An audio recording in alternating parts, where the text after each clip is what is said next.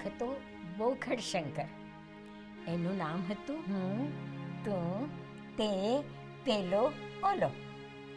બોખડ શંકર પાસે એક સરસ મજાનું મજબૂત ગોડાઉન હતું, એટલે કે વખાર હતી. જીવનની તડકી છાંયડીમાં પણ સાબુત રહી શકે એવું ગોડાઉન હતું. કહે છે એ ગોડાઉનનું નામ સ્મૃતિ હતું.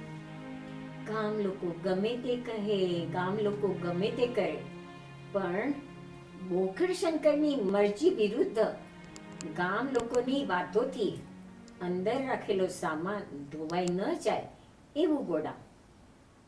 એ ગોડાઉનમાં એક તરફ ઘઉંનો એટલે કે સુખની સમૃદ્ધિનો, એની સુખની સ્મૃતિનો ઢગ હતો, અને બીજી તરફ વાળી ઝૂડીને રાખેલો કાંકરા અને કચરાનો એટલે કે દુઃખની સ્મૃતિનો ઢગ હતો.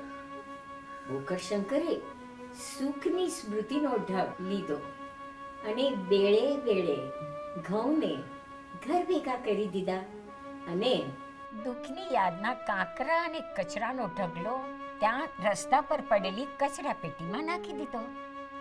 ઘરે આવેલા ઘઉંના ઢગલામાંથી એકાદ કાંકરો આવ્યો તે કાઢીને ફેંકી દીધો. કહે છે કે એ ઘઉં દળીને બોખડ શંકરે લાપસી બનાવી, શીરો પૂરી બનાવ્યા અને રોજ ખાવા માટે રોટલી પણ બનાવી, અને ખાધું પીધું ને મજા કરી. એક હતો બોખડ શંકર. એનું નામ હતું હું, તું, તે, પેલો, ઓલો. જીવનની તડકી છાંયડીમાં પણ સાબુત રહી શકે એવું ગોડાઉન એની પાસે પણ હતું. એનું નામ હતું સ્મૃતિ. ગામ લોકો ગમે તે કહે, ગમે તે કરે, પણ બોખડ શંકરનું ગોડાઉન સાબુત રહે. પણ બોખડ શંકરની મરજી વિરુદ્ધ આવા લોકોની વાતોથી અંદરનો રાખેલો સામાન ધોવાઈ ન જાય એવું ગોડાઉન. એ ગોડાઉનમાં એક તરફ સુખની સ્મૃતિના ઘઉંના ઢગ ભર્યા હતા, અને બીજી તરફ વાળી ઝૂડીને રાખેલો દુઃખની યાદનો કચરો અને કાંકરાનો ઢગ હતો. બોખડ શંકર કાંકરાનો ઢગ લઈને બેઠો. કાંકરાના ઢગમાંથી ઘઉંના દાણા શોધતા શોધતા બોખડ શંકરને નાકે દમ આવી ગયો, અને કહે છે બોખડ શંકર હજી પણ કાંકરા અને કચરાથી પરેશાન છે, અને જરૂર પૂરતા ઘઉં હજી પણ બોખડને મળ્યા નથી. હજી પણ બોખડ શંકર કાંકરા અને કચરાના ઢગલામાંથી ઘઉં વીણવાની જહેમત ઉઠાવે જાય છે, ભારે જહેમત ઉઠાવે જાય છે. હજી પણ ભલીવાર વળ્યો નથી. હજી પણ પૂરતા ઘઉં એને હાથ લાગ્યા નથી. હજી પણ ઘરમાં ઘઉં પહોંચ્યા નથી.